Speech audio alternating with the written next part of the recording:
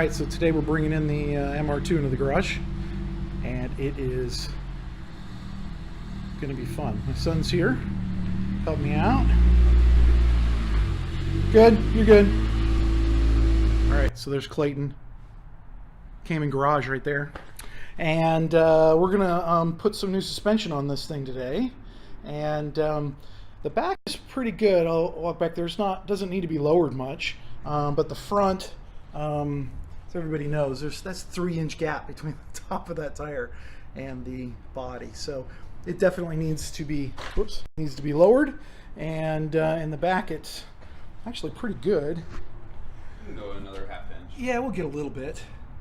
We get a little bit more out of it.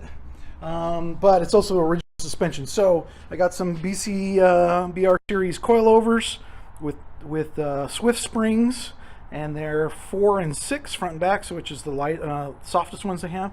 So hopefully it won't be too rough. Right, so first thing we got to do is remove the brace and the top bolts, and then since we're waiting for the compressor to warm up to get the wheels off, so we'll pull the wheels off next. It's pretty quick and easy. So that's all there is to it.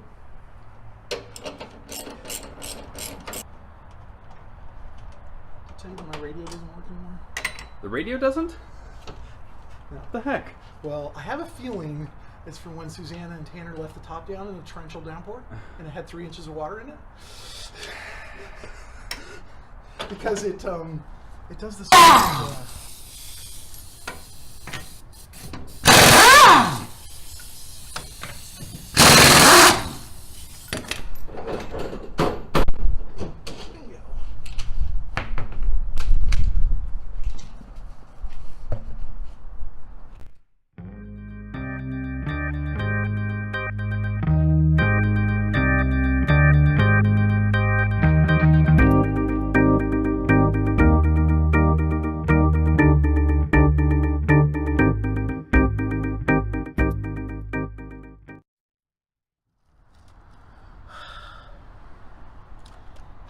'07?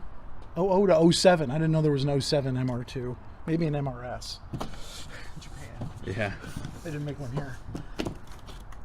Ta-da.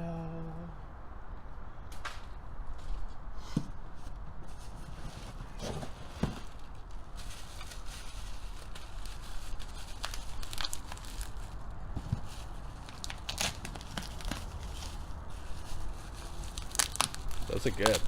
Okay. Dang. Swift springs, 6s, so this is in the back. It's good. Adjustments, all that kind of good stuff, so we'll see. I like that color scheme. It's a good one. Black and gold. Should do the whole thing that.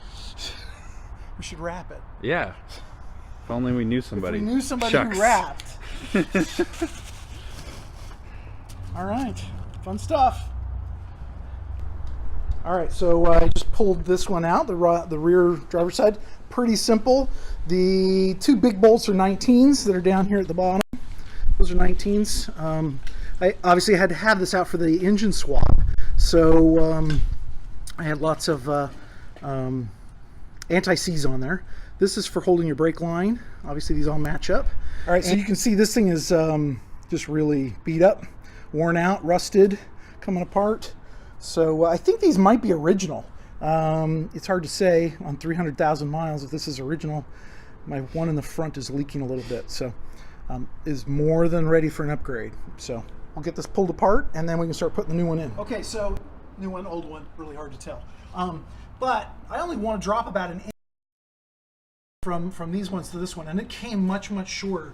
So the trick is, use the little tool, if I can get it on there, loosen that, and then this is all threaded all the way down through here, so you just rotate this to change your height, and then these ones are for changing the compression on the spring, but they come compressed, and so the instructions, you just leave it unless for some reason it came loose. But we'll just hand tighten that for now, then we can get it inserted, and then once we get them in and everything, then we can do our final adjustments on the height. But we've got them set both in the rear about the same, 1 inch lower than the original. I figure that's a good way to get started. Okay, so this is pretty simple. It doesn't get much more simple than this. You just slid it up, bolted in on top, the 3 on the top, got that lined up. We did have to adjust the base of it a little bit so that it would be square on the top.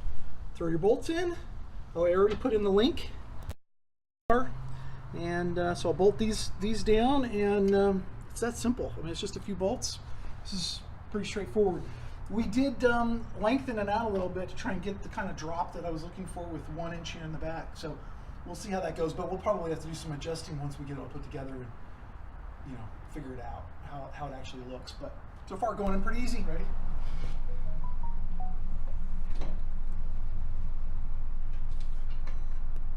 A little high. That's crazy. That's like higher than it was. Well, the springs are a lot better than I they were. guess so. Those other ones were just shot. All right. Well, I guess we got to go lower them all back down again, huh? Yeah. Guess we probably should have just left them the way they were. Yeah. Pro tip: don't pre-adjust them. Don't pre-adjust. All right. So Clayton's just finishing up putting back wheels on. We've got that just the way we want it. So I just pulled off the front passenger side. It's such a mess. And my first bit of advice, don't pre-adjust this. Just put it on the way it came, because you're just going to have to play with it anyways. And it's not very hard. Once you loosen up that bottom one, you just turn it by hand and it spins. So definitely lower. Hopefully it's low enough. We got a lot to lower there in the front. So we'll see how it goes. So I'm here at the front passenger wheel, and I've got the top bolted in. Make sure you put this in so that the camber can go side to side. No big deal. And then went to pull this up so I could bolt it in, and realized you can't because of the sway bar that's down here on the lower control arm. So you've got to have both wheels off and then pull them both up where the sway bar can go up at the same time. So first little tidbit to make it a little easier. Clay's going to lower it down. We're going to see how we did on the front. Let's see how we go. It went lower. It went lower? Yeah. I don't know if I'll be able to get the jack out. It's not low enough though. Pretty good. Certainly is lower. We had the front is lowered a lot because it was whatever 3 inches above the tires before, and the back is just tucked right in there.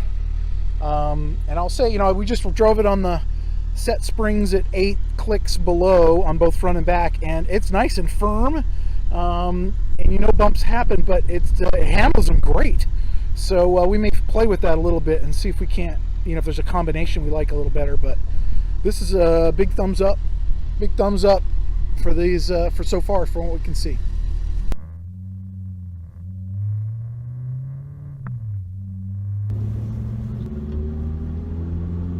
So I have to say, conclusion on these coilovers, that they are terrific. Really like the setup.